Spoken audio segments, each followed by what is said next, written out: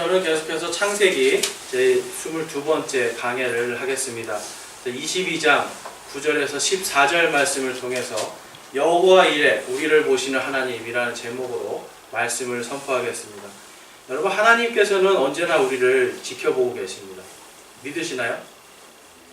하나님께서 우리를 지켜보신다는 게 여러분 얼마나 두렵고 떨리는 일인지 모릅니다. 우리가 항상 하나님 앞에 의로울 수가 없잖아요. 그렇죠? 부끄러울 때도 많고 죄악 가운데 있을 수도 있고, 그렇죠? 우리가 다른 사람에게 분노할 때나 또한 우리가 사랑을 줄 때나 언제나 하나님께서 우리를 지켜보신다면 우리는 하나님 앞에서 정말 과연 우리 자신이 어떻게 비춰질까, 하나님이 우리를 어떻게 보실까라고 하는 두려움이 앞설 수밖에 없습니다. 오늘 이제 우리 말씀을 보면서 이 여호와 이레라고 하는 이 말씀을 우리가 한번 깊이 묵상해 보기 원하는데요. 여러분, 여호와 이레가 무슨 뜻입니까? 하나님께서 예비하신다. 네, 근데 이제 실질적으로 히브리어로 가면 he sees입니다. 그러니까 하나님이 그가 본다예요. 그러니까 이 히브리 말로는 하나님께 여호와 이레 그러면 저도 어릴 때 이게 하나님의 준비, 하나님의 예비하심 이렇게 알고 있었는데 이 히브리 말로 가면 he sees, 그러니까 그가 본다는 뜻이에요. 자, 본다는 거는 여러 가지 의미가 내포가 되어 있죠. 본다는 거, 하나님은요 과거, 현재, 미래를 다 보시는 거예요. 그러니까 우리의 과거, 죄악된 우리의 상태였을 때, 우리가 아직 죄인 되었을 때 우리를 보고, 또한 지금 하나님께서 우리가 예수 그리스도를 믿고 그분 앞에서 우리가 부끄럽지만 의롭다 칭함 받으면서 서 있는 오늘을 보시고, 그 다음에 하나님께서 다시 예수님께서 오실 때에 하나님 앞에 그 하나님의 영광 속으로 들어갈 우리의 미래의 모습을 한꺼번에 보고 계시는 겁니다. 그러니까 하나님께서 보신다라고 하는 그 말 속에는 엄청난 하나님의 은혜가 들어있는 겁니다.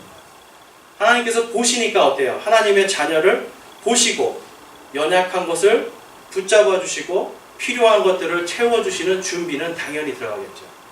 그래서 이 여호와 이레라고 하는 것에는 하나님께서 보시는 엄청난 두려움과 또한 은혜가 함께 있는 겁니다. 근데 오늘 말씀해 보면 이제 이 하나님의 시험에 대해서 나옵니다. 하나님께서 아브라함을 어떻게 시험하시는가, 그게 나오는데요. 여러분, 하나님의 시험과 이 마귀의 시험이 어떻게 다른가요? 하나님의 시험과 마귀의 시험. 자, 마귀도 시험하잖아요. 그렇죠? 마귀도 시험해요. 하나님도 시험합니다. 그런데 하나님의 시험과 마귀의 시험에는 분명한 차이가 있어요. 마귀의 시험은 그 사람을 쓰러뜨려서 완전히 멸망시키는 시험이에요. 그렇죠? 타락하게 만들고 하나님께 갈 수 없게 만들고, 처음에는 잘하고 뭔가 굉장히 높이 올라가고 잘 되는 것 같지만 마귀의 시험에 빠진 사람은 결국은 몰락하게 되어 있습니다. 우리는 삶 속에서 많이 보잖아요. 정치인들도 그렇고 경제하는 사람들도 그렇고 막 승승장구하고 나가다가 어느 날 마귀의 작은 이 뇌물이라든지, 그렇죠? 어떤 작은 성적인 어떤 유혹이라든지 이런 거 한 번에 탁 걸리는 순간 어때요? 그냥 나락으로 떨어지지 않아요.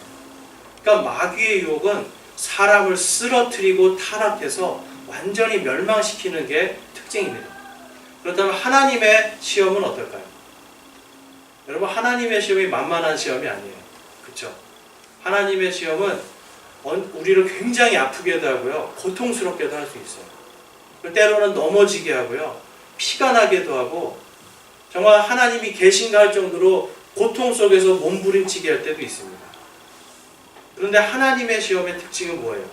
이 사람을 다시 세워서 하나님의 뜻대로, 하나님께서 이 사람을 부르신 그 목적대로 이끌어 가시는 거예요. 멸망이 아니라 영원한 생명으로 이끌어 가시는 게 하나님의 시험의 특징입니다.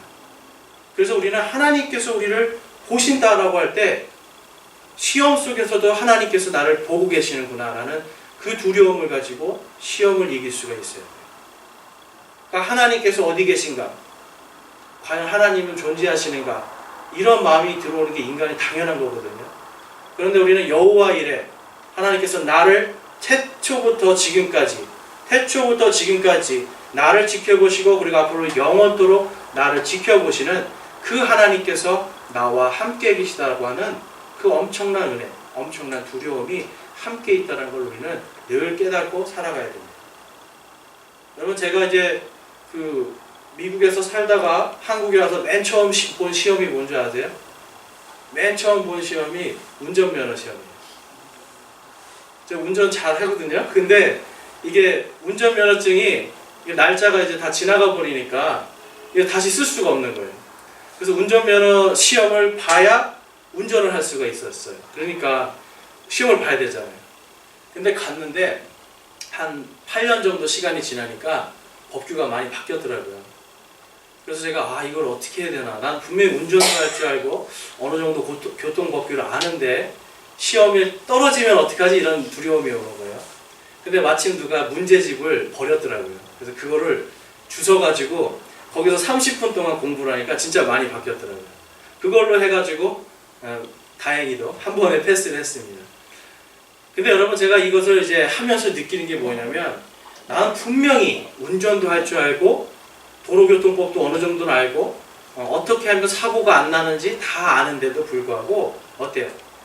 면허증이 없으면 우리는 운전을 할 수가 없는 거예요. 내가 아무리 할 줄 안다고 해도 면허증이 없으면 할 수 없는 겁니다. 아브라함은요, 이 갈대아 우르에서 하나님께서 가나안 땅까지 계속해서 인도해 주셨어요. 아브라함은 분명히 하나님을 알고 있는 사람이에요. 그렇죠? 하나님을 알고 있음에도 불구하고 아브라함은 계속해서 실수를 합니다. 하나님께서 그에게 약속의 자녀를 주겠다고 약속을 했는데도 불구하고 어떻게 해요? 자기 아내를 바로에게 주잖아요. 분명히 하나님께서는 너의 아내 그 사라를 통해서 약속의 아들이 태어날 거다라고 약속을 해주셨는데 이 아브라함은 그 약속에 소홀한 거예요. 자기가 살고 싶었던 거죠. 내가 살고 싶어서 나의 뜻대로 하나님의 뜻이 분명히 정해져 있는데도 불구하고 나의 뜻대로 하나님의 뜻을 소홀히 하고 자기 아내를 바로에게. 그렇지만 하나님은 어때요? 바로에게 그 아내 이 사례를 더럽히지 않도록 하나님께서 인도해 주셔서 더 많은 재물을 가지고 다시 가나안 땅으로 들어오게 하시잖아요. 그렇죠? 그런데 이 아브라함이 또 죄를 저지릅니다. 19장에 가보면 이 아비멜렉에게 다시 또 자기 아내 사라를 보내는 거예요. 자기가 살기 위해서.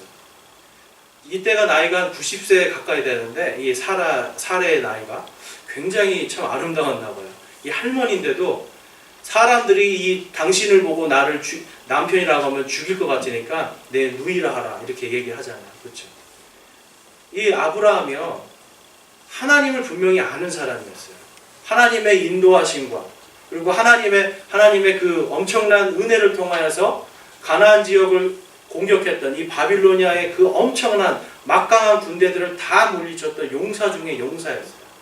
그럼에도 불구하고 그는 하나님을 깊이 알지 못했던 겁니다. 그래서 하나님께서는 오늘 이 22장을 통해서 다시 한번 시험을 하시는 거예요.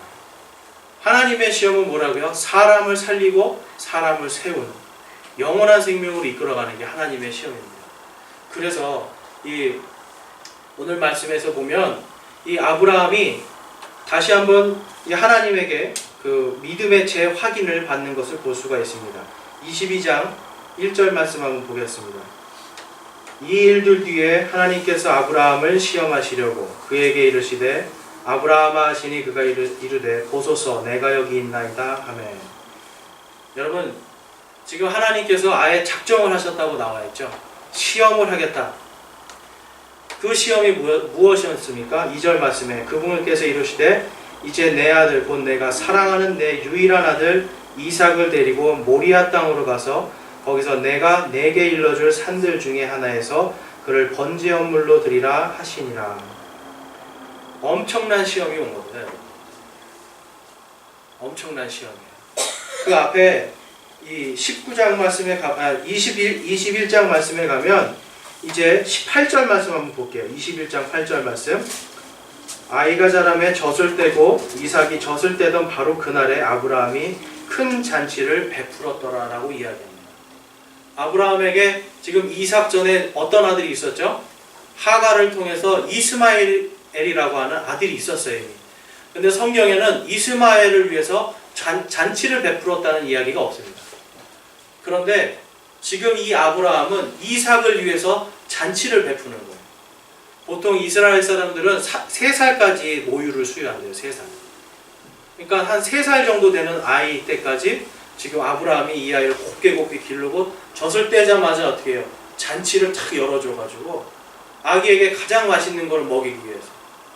그렇죠. 사람들을 불러 모아서 나에게 이렇게 이제 3년 지났으니까 아기가 이제 죽지 않고 살 거라는 확신이 생겼을 거 아니에요.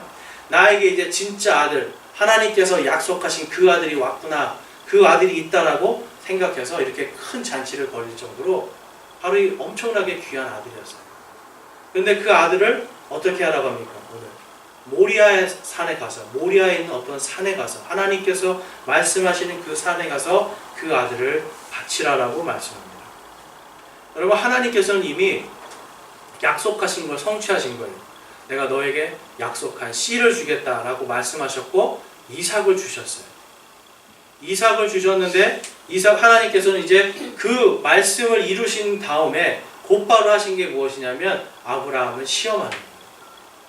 그러니까 하나님께서는 언약하신 그 아들을 주시고 약속을 성취한 다음에 그 다음에는 아브라함에게 큰 시련을 통해서 그가 믿음이 하나님 안에서 믿음이 견고해지고 바로 설 수 있도록 하나님께서 도와주시는 바로 그러한 장면이라고 볼 수가 있습니다. 여러분, 그래서 우리가 오늘 이 하나님의 시험을 통해서 살펴볼 것이 있어요. 그것이 무엇이냐면 첫 번째로 하나님께서는 항상 시험 중에 우리에게 길을 예비하신다는 거예요. 지금 엄청난 시련이 지금 왔지만 하나님께서는 이 아브라함을 어떻게 해요? 보고 계시잖아요. 여호와 이레 하나님께서는 미리 다 보고 계시고 미리 하나님의 뜻대로 아브라함을 인도하고 있는 겁니다. 그래서 시험 중에 하나님께서는 항상 길을 예비하신다. 여러분, 이것을 꼭 믿으시기 바랍니다. 8절 말씀 한번 보겠습니다. 22장 8절 말씀. 22장 8절 말씀에 보면 아브라함이 이르되 내 아들아 번제물로 쓸 어린 양은 하나님께서 자신을 위하여 예비하시리라 하고 라고 이야기합니다. 지금 아브라함이 지금 이삭과 그 다음에 두 청년들이에요. 두 청년들과 함께 모리아산 앞으로 딱 갑니다. 그리고 나서 청년들은 거기 있으라 그러고 이삭에게 그 장작더미를 다 지고 올라가게 하죠. 그러니까 이때 이삭의 나이가 몇 살 정도 됐을까요? 이삭의 나이가 이때가 17, 18살이에요. 그러니까 이미 그 당시로서는 청년의 나이예요. 그러니까 아브라함이 아무리 힘이 세고 건장해도 사실은 이 이삭은 젊은 청년으로서 아버지만큼 능가할 수 있는 힘을 가지고 있는 청년이었거든요. 장작더미 2명의 종이 그걸 가지고 올라갈 만큼의 양을 혼자 지금 지고 올라가고 있는 거예요. 모리아산. 그러면서 아들이 물어보죠. 아버지, 장작과 횃불은 있는데 하나님께 드릴 번제물은 어디 있습니까? 라고 물어보는 거예요. 어린아이로서 물어보는 게 아니라 성인 어른으로서.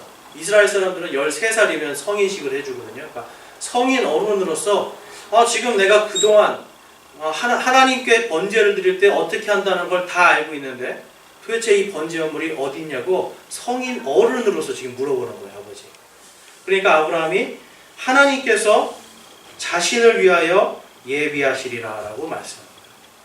누구를 위해서요? 하나님께서 하나님 자신을 위해서 예비하실 거다라고 말씀하는 거예요. 여러분, 아브라함은요, 이 번제 헌물을 드릴 하나님께서 그 어린 양을 예비하실 것이라고 그가 굳건하게 믿었습니다. 그런데 우리 히브리서 11장 19절 말씀에 보면 이런 말씀이 있습니다. 히브리서 11장 19절에 하나님께서 심지어 죽은 자들로부터 능히 그를 일으키실 줄로 생각하였으므로 또한 그는 죽은 자들로부터 그를 모형으로 받았느니라 라고 말씀합니다. 이게 무슨 말씀이에요? 아브라함은 하나님께서 내가 지금 어린 양을 이야기는 했지만 실질적으로 정말로 이삭을 죽이겠다는 마음으로 가고 있었다는 거예요. 우리가 하나님께서 나를 위해서 준비하신다라고 생각할 때 여러분, 때때로 이 힘들고 어렵고 고통스러운 이 시험을 피해서 다른 것으로 대체할 거다 이렇게 생각할 때가 있어요. 그런데 하나님은 지금 그런 게 아니에요. 이 아브라함의 믿음은 뭐냐면 반드시 내가 하나님의 말씀에 순종해서 이 아들 이삭을 죽이는 게 그의 순종이었어요. 그런데 그 마음속에 그것을 순종할 수 있었던 건 뭐냐면 하나님께서 그를 죽은 자들로부터 다시 살릴 것을 믿는 부활의 신학이었습니다. 그러니까 이제 아브라함은 하나님께서 생명을 주관하시는 분이기 때문에 내가 하나님께서 약속하신 이 씨, 하나님께서 지금 바치라고 했잖아요. 내가 가장 사랑하는 아들, 내가 죽일지라도 하나님께서 다시 죽은 자들로부터 살리실 것을 믿고 가는 겁니다. 그러니까 아브라함은 이 시련과 극복을 대체하는 것을 보는 게 아니라 자기 아들을 정말 어린 양으로서 보고 있었던 거예요. 하나님께 진짜로 드리기를 원했던 거예요. 여러분, 우리가 때때로 시련과 고통을 맞이할 때 이것을 대체하는 길을 자꾸 찾을 때가 있어요. 대체하는, 뭔가 좀 더 쉽게 갈 수 있는. 그런데 하나님께서는 무엇을 원하시냐면 쉽게 가고 대체하는 것이 아니라 그 고통과 아픔 속에서 하나님께서 나를 보고 계시기 때문에 그것에 맞서서 그대로 나가는 겁니다. 믿음으로. 내가 가고 싶고 쉬운 길을 찾는 것이 아니라 하나님께서 원하시고 뜻하시는 길로 가는 거예요. 때로는 그게 생명의 위험이 있을 수도 있어요. 그렇지만 하나님께서 지켜보십니다. 때로는 그게 아픔과 고통이 있고 근심과 걱정 속에서 내 살과 피가 타들어가는 고통이 있을 수도 있어요. 그렇지만 믿음으로 하나님 앞에 섰을 때에 하나님께서 지켜보시고 계시고 그 은혜로 이겨낼 수 있는 겁니다. 여러분, 우리의 믿음은요, 이 아브라함의 믿음, 특히 도망가거나 피하는 믿음이 아니에요. 하나님께서 내리신 이 명령에 순종하면서 그대로 가는 거예요. 그 마음속에 어린 양을 하나님께서 자신을 위하여 어린 양을 예비하시리라 말씀했지만 아브라함은 히브리서의 말씀에서 뭐라 그랬습니까? 이 아들을 죽여도 하나님께서 살리실 것을 믿는 거예요. 이것이 믿음이에요. 예수 그리스도께서 여러분 십자가에 달려 피 흘려 죽으시고 부활하심을 통하여서 성경은 우리에게 그 썩지 않을 영원한 씨가 누구든지 예수 그리스도를 믿고 구원받은 자들 그 안에 그 썩지 않을 씨가 있다라고 말씀하는 거예요. 그러니까 세상 속에서 우리가 힘들고 어렵고 괴로움 속에 있을 때에 우리 안에 썩지 않을 부활의 씨, 하나님께서 우리에게 주신 부활의 그 소망이 있음을 바라보면서 세상을 바라보는 게 아니라 하나님께서 나를 보고 계시는구나 라는 생각을 통해서 하나님 앞에 서는 거예요. 그래서 고통과 괴로움을 피하는 것이 아니라 직면하고 믿음으로 그것을 돌파해 나가는 것. 그것이 바로 아브라함의 믿음입니다.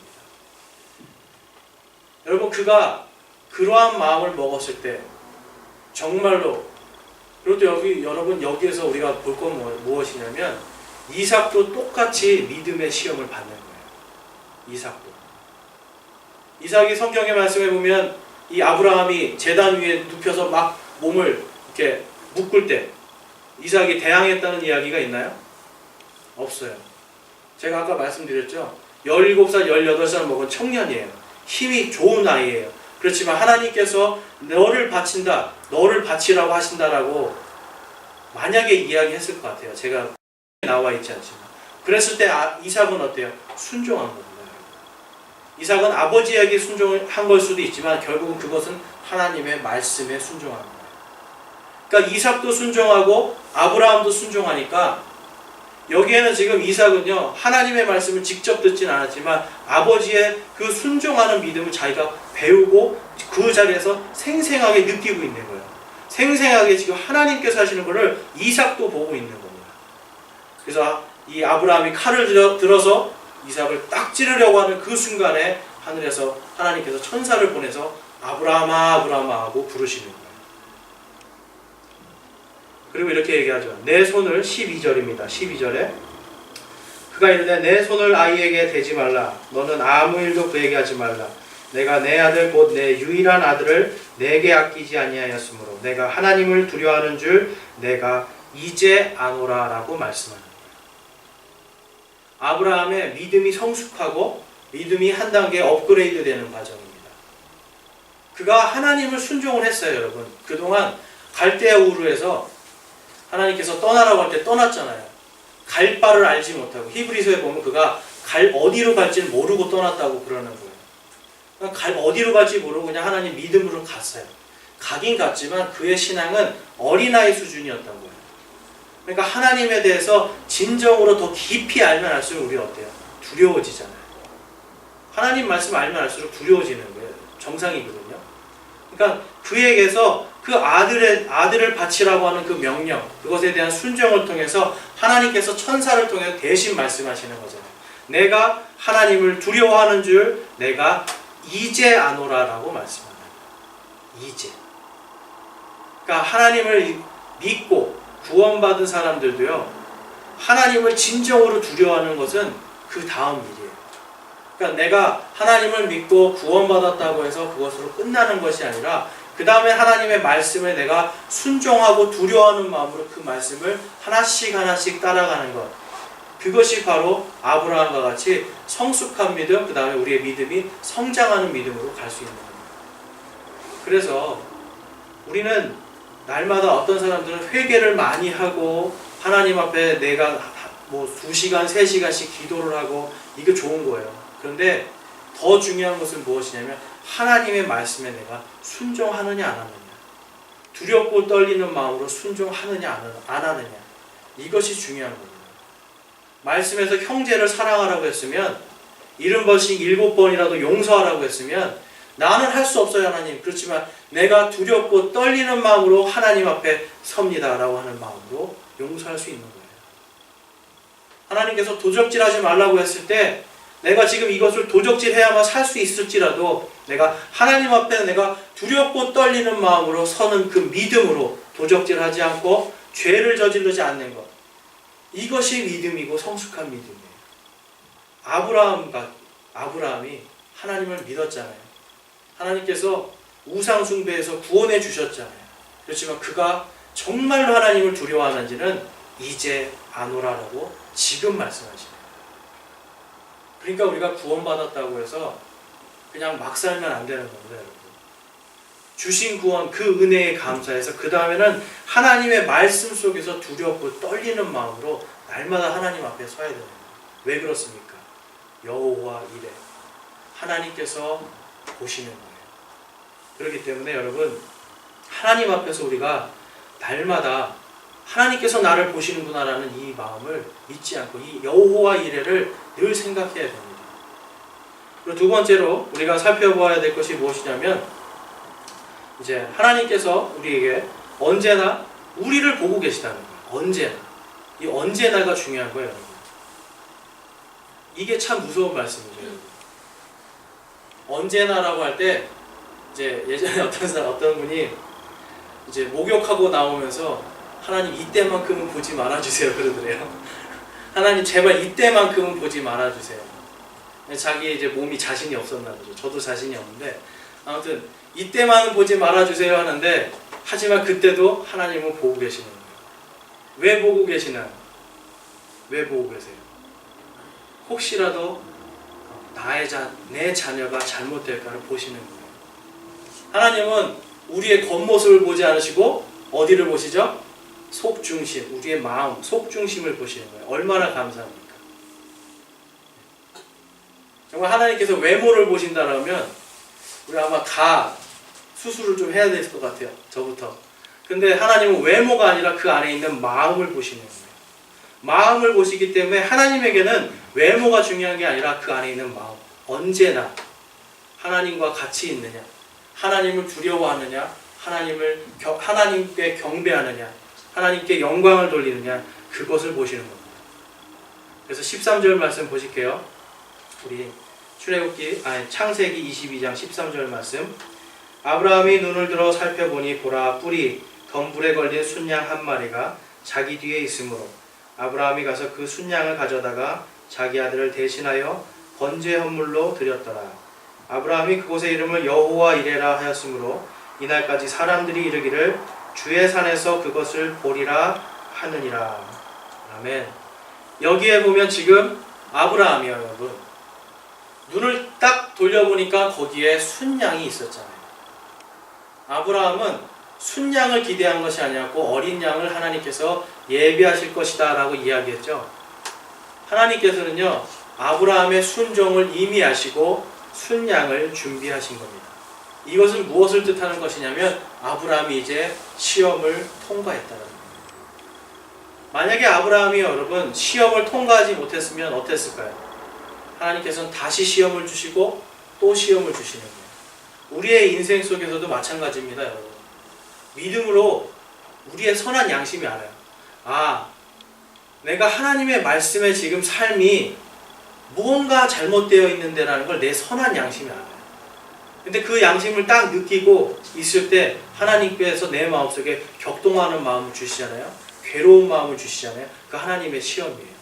근데 그 시험을 내가 순종하지 못하고 넘기지 못하면 하나님은 그것을 느낄 만큼 주십니다. 정말 이것을 처절하게 느낄 만큼 하나님께서 시험을 주시는 거예요. 그렇기 때문에 하나님의 시험이 왔을 때 우리는 무엇을 바라봐야 됩니까? 하나님을 바라봐야 돼요.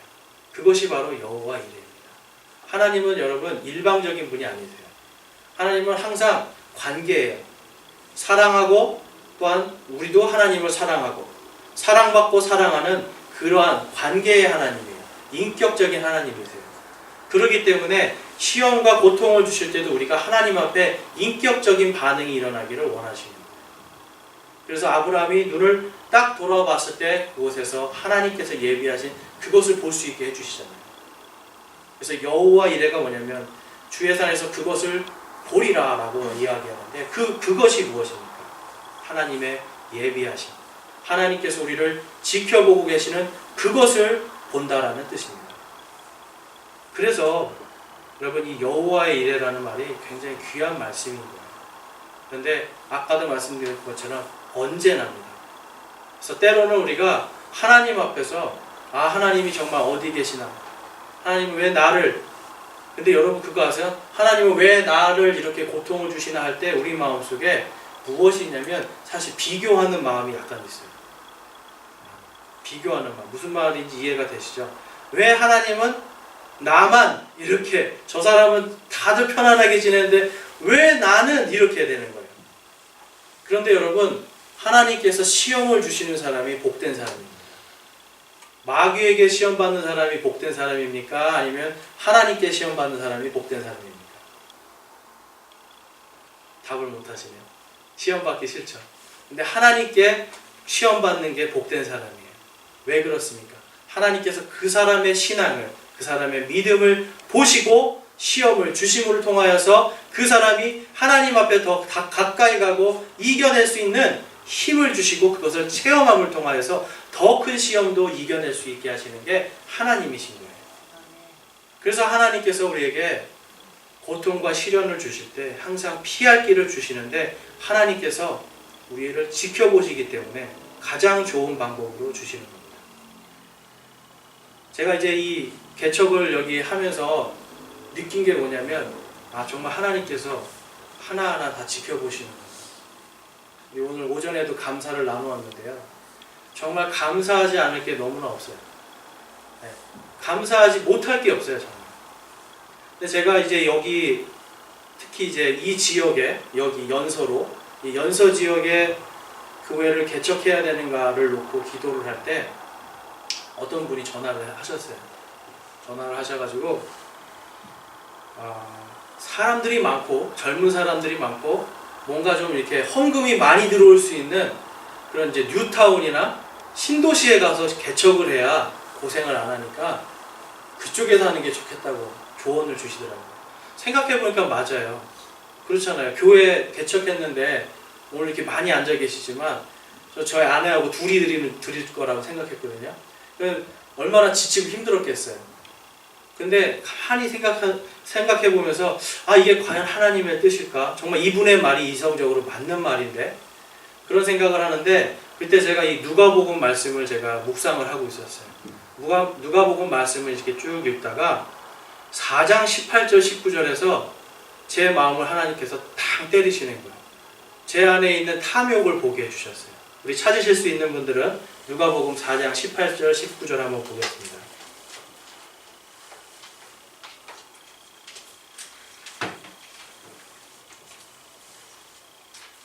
누가복음 4장 18절에서 19절입니다.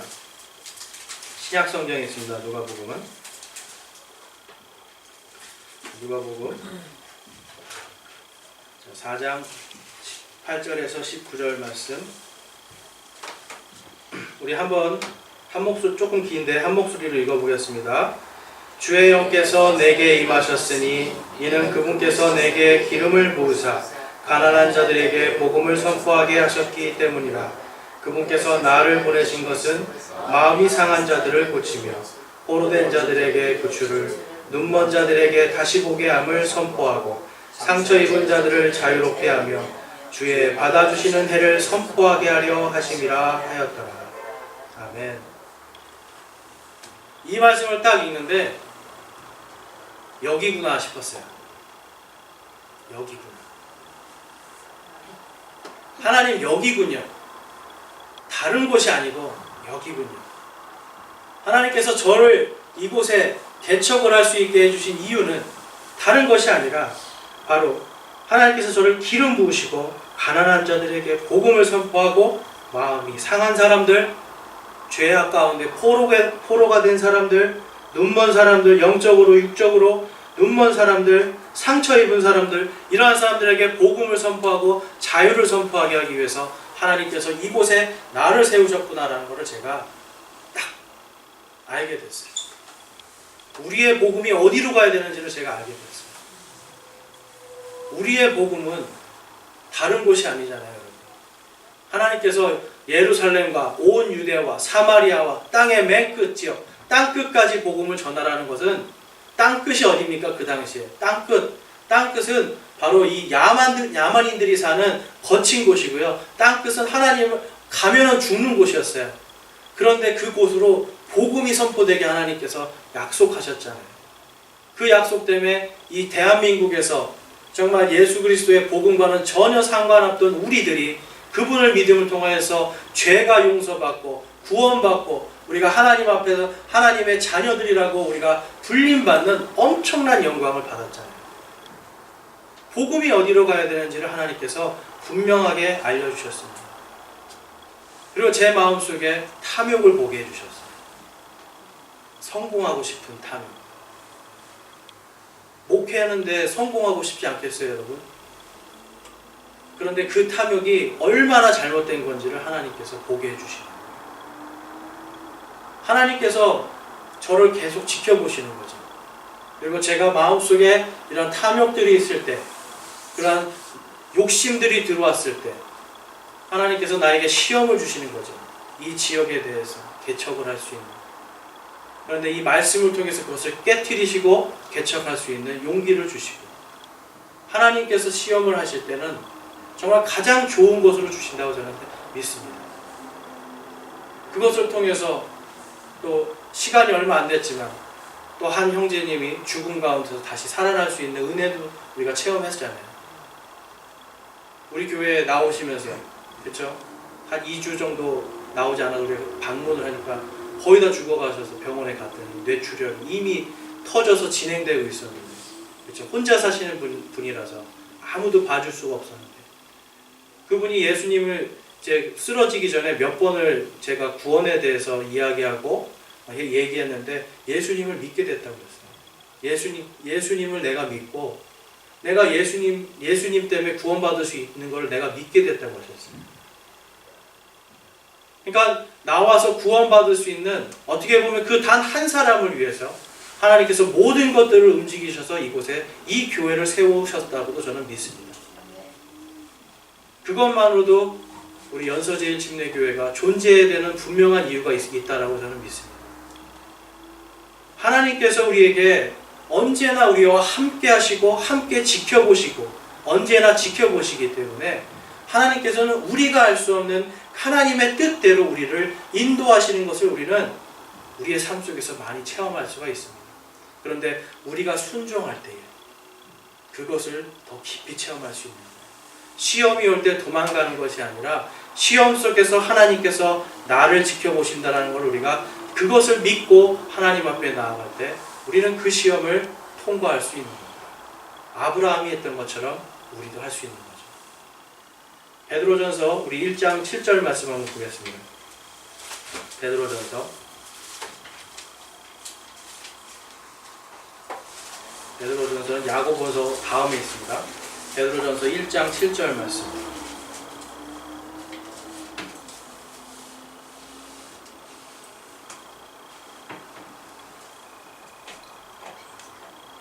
베드로전서 1장 7절 말씀. 우리 한번 함께 읽어보겠습니다.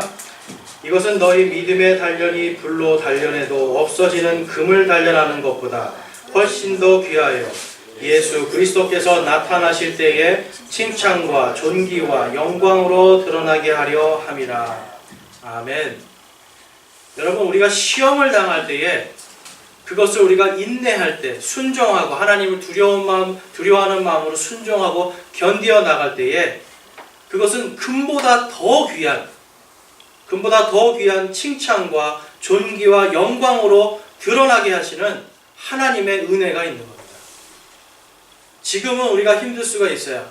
하지만 예수님께서 다시 이 땅에 오시고 재림하실 때에, 그때에 이 땅에서 우리가 믿음 때문에 순종함으로 인해서 더 슬프고 어떻게 보면 남들보다 더 힘들고 비참한 삶을 살지라도 하나님께서는 그것을 예수님께서 오실 때 칭찬과 존귀와 영광으로 바꿔주시는 겁니다.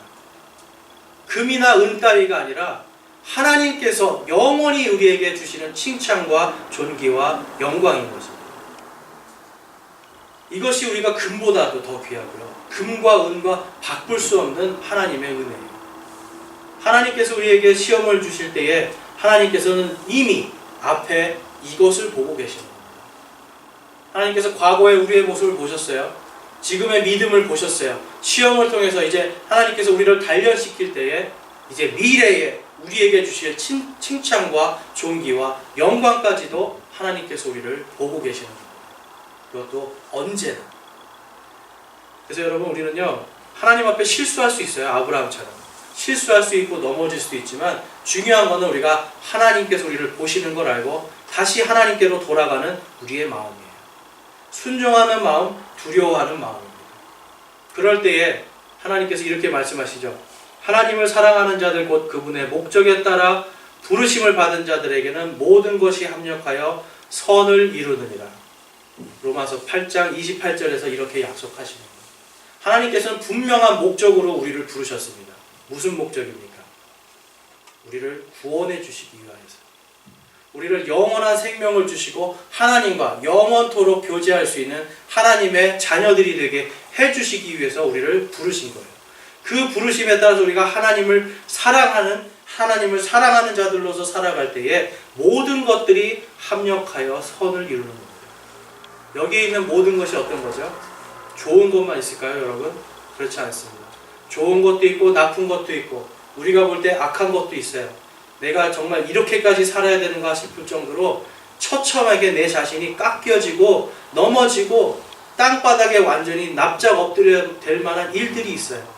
하지만 하나님께서는 그 모든 것들이 합력하여서 선을 이룰 수 있도록 인도하시는 거예요. 태초부터 지금까지 그리고 앞으로 영원토록 우리를 지켜보시면서 우리를 보시면서 칭찬과 존귀와 영광을 주기 위해서 하나님께서 시험을 주시고 우리를 인도하시는 거예요.